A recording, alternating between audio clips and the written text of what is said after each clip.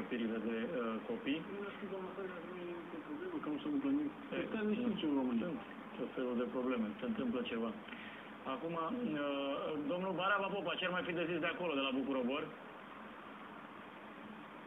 Deci aici la Bucurobor nu sunt martori, este vineri seară, probabil că oamenii își petrec începutul de weekend prin cluburi, restaurante sau ca invitații unul în apartamentul celuilalt. Pe invitații mei la cadru o să întreb dacă mai au ceva de spus.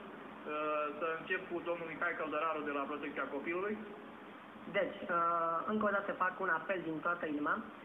Toți care au intenția că li s-a furat copiii, să apeleze și la Asociația Europeană pentru Protecția Omului și Protecția Copilului, strada Lun 3, numărul 3, bloc 10, scara 1, apartament 52, telefon 021 242 1403, de luni până vineri între 8 și 16, și să ne trimită atât scrisori, chiar o rog și pe doamna să-mi trimită... Spuneți-mi, dacă la ușa dumneavoastră vor bate oameni cărora li s-au răpit copiii din stradă, spunem că nu avem de-a face numai cu un fond, ci cu o realitate tristă, cu o tragedie.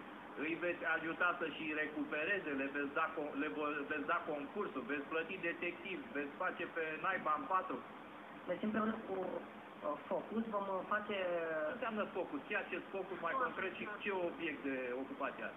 Deci asociația Focus care se ocupă dispărut prin rețelul legal doamna Coman.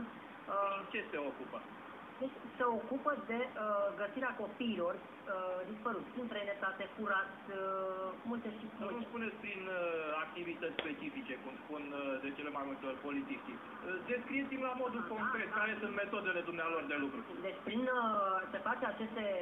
Fac anchete, se dau în urmărire copiii dispăruți prin mijloace mai eficiente decât ale polițiștilor? Și se face prin Inspectoratul General al Poliției Române. Poliția ca o colaborare. Categoric există o colaborare strânsă cu Poliția Română, cu Inspectorul General al Poliției Române și cu toate forurile militare. Să ascultăm acum pe Aura, o altă martoră la cele din Bucurobor. Bună seara, doamna Aura. Bună seara, domnul Dan. Ce ați văzut? Eu sunt femeie de serviciu la Bucurobor. Da. Am ieșit la MEC ca să-mi iau o înghețată și tocmai